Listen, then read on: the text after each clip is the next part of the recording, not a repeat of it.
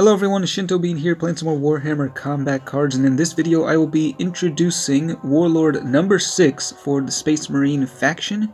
And here he is, High Marshal of the Black Templars, Helbrecht. So these are his stats at level 2. He is a legendary Warlord. If you go to the shop you can pick up 2 copies of him for 150 plasma. And he starts off with 2 melee upgrades. He gets plus 20 stats per upgrade, so he has pretty good damage. Not the most health. His trait is Inspiring Presence, and his special rule, Mark of the Exemplar, increases the damage output of all of your units when one of your cards destroys enemies with a melee attack. Now, one thing to note is this does not stack, so if multiple cards of yours have this Mark of the Exemplar, it's not going to overlap. Just the one with the highest number of marks will be the one that affects your board.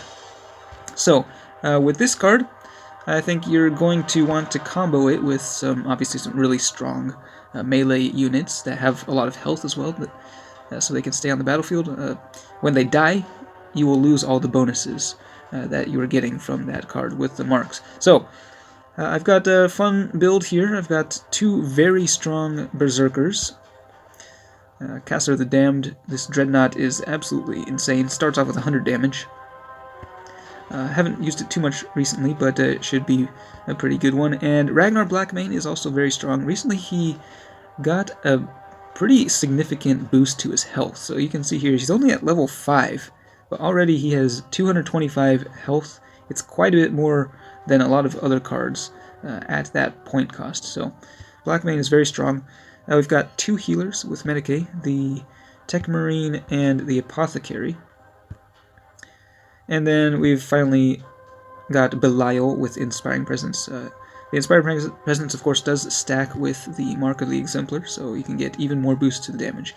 So, we'll go ahead and deploy into ranked mode, and my Space Marines are at almost 2,600 trophies, so we'll see how this build does. And it sounds like once again we are up against the Orcs. And who is the Warlord we'll be facing? Boss Zagstruck. Alright, I feel like it's been a little while since I last faced him. Now, Zagstruck does specialize in melee, so that will make this an interesting matchup. We're lucky enough to get the Dreadnought out first. Now it's going to be taking an immediate hit from the Stormboy with Boss Zagstruck's special rule, full throttle. Anything with Scout gets an extra attack in. And I'm going to put down Blackmane. Of course, the deck that I have is a very low initiative, so most of the time it's going to be going last, I think. And let's see, the Tech Marine, I think we'll just put over here on the left side. Alright, so that worked out pretty well, pretty good start. We've got the healing on our big Berserkers. And they are going for the ranged attack, which is also quite nice for me because I'm just taking small increments of damage.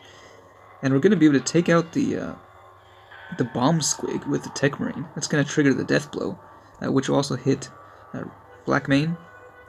And again trigger his Berserk Rage. The Dreadnought is going to take out the Stormboy, so we'll be able to see the first stack of Mark of the Exemplar going to Cassor.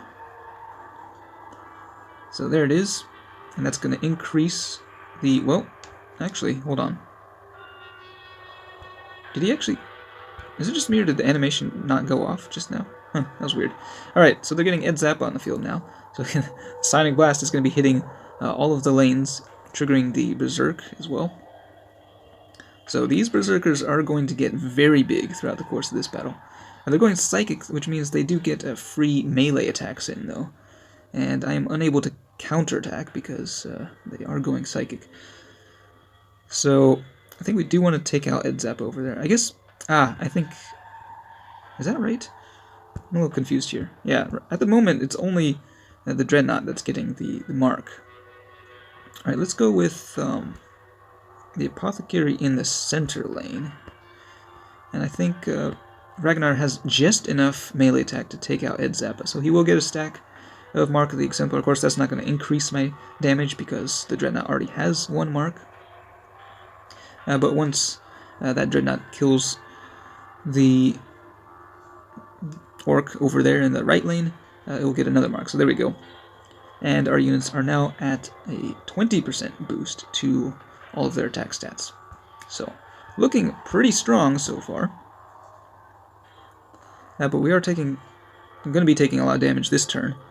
With their next attack, will they go for the melee attack? It is charged up. Yes, they are. So, fair bit of damage there. But, of course, our counter punch is quite a bit stronger. I mean, look at that. 181 damage from the Dreadnought, 128 from Blackmane, and yet another stack here. So, what's the last one? Is it going to be the... I was going to say, is it going to be the Death Killer Wartrike? But no, it's not. See, at this point, going melee would not be a good idea, because that Death Dread will hit back and be able to kill the Dreadnought on the next turn. And also, Ragnar getting another mark of the Exemplar would not actually help me, because the Dreadnought is currently the one with the most marks. So this is the one, this is the key card that we need to keep alive. So at this point, yeah, we can just switch to ranged attack, and look at the ranged on the Dreadnought. Pretty crazy. So yeah, we'll take out the Biker.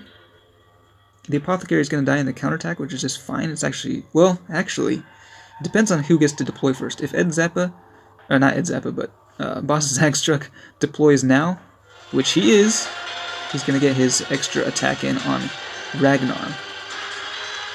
Alright, so he's pretty low on health. But I think, yeah, Mad Doc Grotznick does not actually deal that much damage. So, I guess we'll move the Dreadnought into the center lane, put down Belial, and now you can see the Inspiring Presence going off here, and that's going to stack with Mark of the Exemplar, giving me a huge amount of damage. They're going for the Psychic, which means they do get 3 free melee attacks in, but it's not going to be enough to kill any of my guys, which means our next attack is going to be brutal. Alright, so let's just look at the stats now we have on our guys. Ragnar Blackmane. That's the strongest I've ever seen him, I think. And yeah, that's a whole lot of damage on that Dreadnought for sure. So we're getting a 30% boost from that, plus another 25%. So a total of 55% boost to our attack stats, able to hit them for a total of 532 damage. So this is really, I think, the best, the most damage that you're going to see from this type of deck. This is kind of just the ideal game here. But it's not always going to work out that way. In fact, I've played about 5 games with Helbrecht so far, and like 3 out of 5 games actually did not go very well. So my first impression was that he's just not really that strong of a Warlord compared to a lot of the other Space Marine options. He is another option for melee, but I think I prefer Logan Grimnar, who is actually going to be getting buffed in the next season of Ranked, starting next week.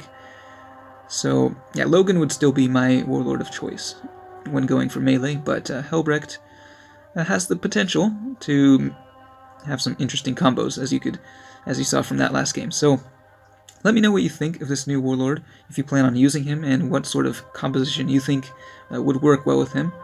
Let me know in the comments. Thanks for watching, and I will see you next time.